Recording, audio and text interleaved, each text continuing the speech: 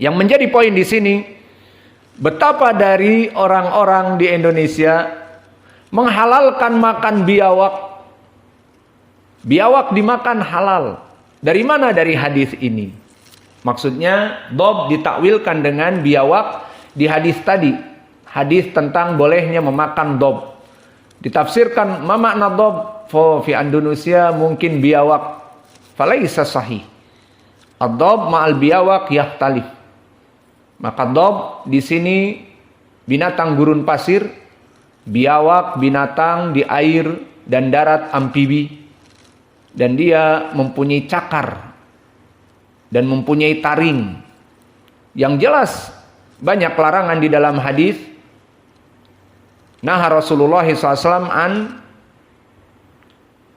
Nabi Muhammad SAW melarang dari dunabin, binatang yang mempunyai taring.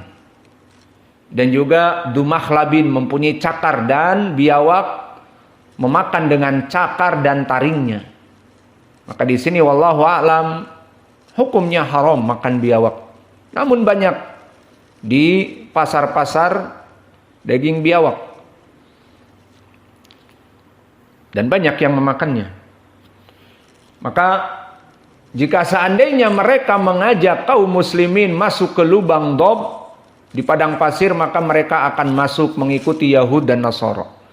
Qalu, maka ditanya oleh para sahabat, ya Rasulullah, al-Yahudu wan Nasara, apakah mereka itu adalah Yahud wan Nasara yang diikuti oleh kaum muslimin sampai mereka masuk ke lubang kadal pun kaum muslimin akan masuk ke lubang kadal? Qala faman, maka siapa lagi kalau bukan mereka? Maka di sini wajah pendalilannya jelas bahwa mereka orang-orang Yahud wan Nasara dalam keadaan menyembah selain Allah dan melaksanakan trinitas. Allah mempunyai anak dan mempunyai istri dan seterusnya. Maka ini kata Nabi akan diikuti oleh mereka. Maka wajah pendalilannya jelas. Kemudian meriwayatkan di riwayat tadi Al-Bukhari dan Muslim, sekarang diriwayatkan oleh Wali Muslim an Sauban, diriwayatkan oleh Imam Muslim dari Sauban, bahwa Nabi Muhammad sallallahu alaihi wasallam bersabda, innallaha zawaliyal arda fara'aitu masyariqaha wa magharibaha wa inna ummati sayablugu mulkuha ma zuwiya li minha wa utitu al-kanzain al-ahmar wal abyad wa inni sa'altu rabbi li ummati an la yuhlikaha bisanatin amatin wa an la yusallita alaihim aduun min siwa anfusihim fayastabiha bayudatahum wa inna rabbi qala ya Muhammad idza qadaitu qada'an fa innahu la yuraddu wa inni a'taituka li ummatika alla uhlikahum bisanah amah wa alla usallita alaihim aduan min siwa anfusihim fayastabiha baydatahum walau ijtama'a alaihim man biiktariha hatta yakuna ba'duhum yuhliku ba'dan wa yasbi ba'duhum ba'da. Maka berkata Nabi Muhammad sallallahu alaihi wasallam bahwa sungguhnya Allah Jalla wa Ala telah membentangkan kepadaku bumi sehingga aku dapat melihat belahan bumi di timur dan belahan baratnya. Dan sungguhnya kekuasaan umatku akan mencapai belahan bumi yang telah dibentangkan kepadaku itu. Maka ini dari alamatin nubuwah, kaum muslimin akan membentang bukan hanya di Jaziratul Arab saja tetapi di seluruh dunia. Dan seperti sekarang agama Islam banyak di seluruh dunia. Aku diberi 2 harta simpanan, merah dan putih. Aku meminta kepada Rabbku untuk umatku agar dia tidak dibinasakan mereka dengan paceklik sanah amah yang berkepanjangan, kekeringan, paceklik, kelaparan menyebar merajalela, maka tak akan dibinasakan umat muslimin dengan ini. Dan tidak menjadikan mereka dikuasai oleh suatu musuh selain dari kaum mereka sendiri. Maka tidak ada ekspansi menyerang kaum muslimin, kemudian kaum muslimin habis, dibantai, genosid. Tidak ada. Ada sebagian genosid di beberapa tempat, namun setelah itu terjadi jihad dan selesai. Yang mana musuh itu akan merampas seluruh negeri mereka, itu tidak akan terjadi. Kemudian Allah berfirman, wahai Muhammad, bila aku telah menetapkan suatu qada, ketetapan, maka dia tidak akan berubah lagi. Dan sungguhnya Allah telah menetapkan, aku telah memberikan kepadamu untuk umatmu itu, aku tidak akan membinasakan mereka dengan paceklik yang berkepanjangan, kemarau panjang, dan mati kelaparan semuanya. Dan tidak akan menjadikan mereka dikuasai oleh suatu musuh selain dari mereka sendiri. Maka tidak akan ada ekspansi orang-orang kafir kemudian membinasakan seluruh kaum muslimin hingga tidak tersisa.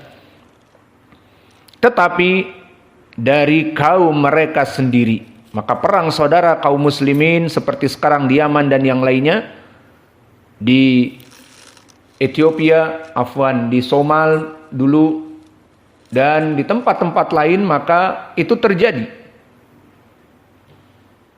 Maka nanti musuh itu tidak akan mampu untuk merampas seluruh negeri muslimin. Meskipun seluruh manusia di belahan bumi berkumpul menghadapi mereka, maka mereka tidak akan pernah membinasakannya dan menawan sebagian yang lain. Warawahu al-Burqani fi sahihihi wa zada, dan diriwayatkan oleh al-Burqani di sahih, dan ada tambahan, wa inna ma akhafu ala ummati al-aimatil mudillin, maka aku sangat takut pada umatku itu a'immah al-mudillin, orang-orang yang beragama dan imam-imam menjadi panutan yang menyesatkan manusia. Maknanya kelompok ahlul bidah.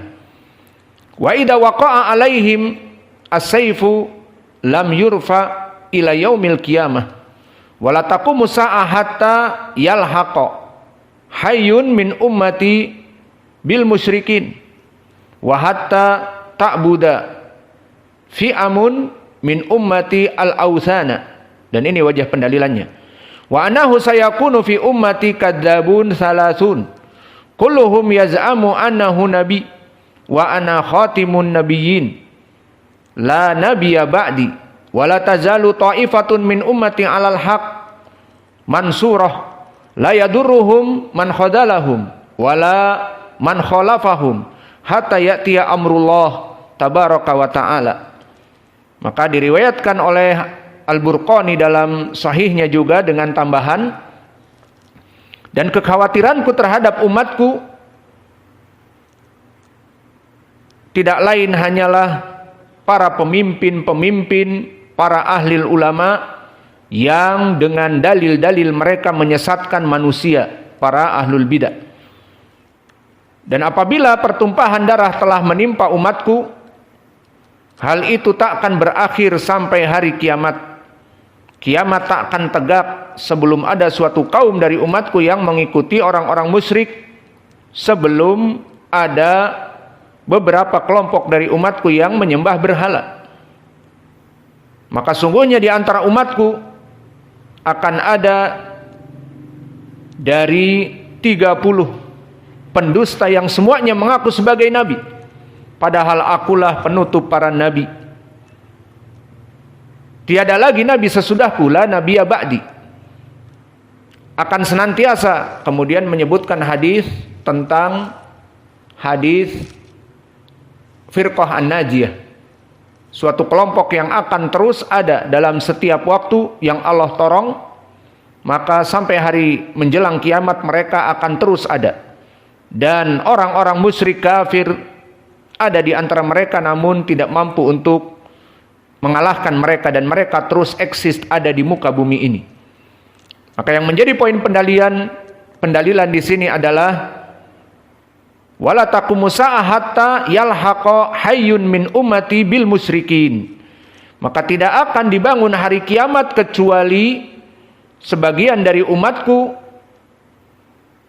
hidup bersama kaum musyrikin, dan sampai mereka itu sebagian dari kabilah-kabilah menyembah al-authan, menyembah dari patung-patung. Maka ini pendalilan, wajah pendalilannya bahwa kaum muslimin akan ada yang mengikuti kelompok orang-orang musyrik, sehingga sebelum hari kiamat mereka akan kembali untuk menyembah kepada selain Allah. Maka di sini faidahnya adalah menjadi perhatian bagi kita, di mana kita yang sudah masuk Islam jangan lupa diri, kemudian menganggap bahwa keislaman kita ini akan abadi dan terus menerus. Maka dikabarkan kaum muslimin akan selalu mengikuti sanana man kana qablakum, sunan-sunan, ajaran-ajaran dari apa yang sebelum kaum muslimin dari Yahud wan Nasara. Dan begitu pun dikabarkan di riwayat yang kedua tadi, diriwayatkan oleh Imam Ahmad dengan sanad yang sahih,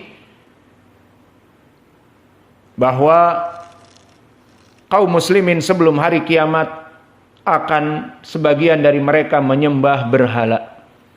Maka ini menjadi pendalilan tidak aman kaum muslimin yang sudah masuk kepada tauhid dari kesyirikan. Maka akan ada kaum muslimin sebelum hari kiamat kembali menyembah selain Allah. Dan itu banyak di antara kita. Indonesia negeri kaum muslimin yang paling banyak jumlahnya. Maka kita mendapati khobar-khobar mulai dari tetangga kita, mulai dari khobar-khobar selebritis, bahwa mereka berpindah agama dan memeluk agama Nasara dan mati pada agamanya, menunjukkan khobar dari Nabi adalah benar, bahwa kaum muslimin sebagian akan menyembah dari berhala-berhala. Maka inilah yang bisa kita berikan. Wa naktafi ilahuna wa jazakumullahu khaira wa barakallahu fi ilmikum. Sekarang tasmi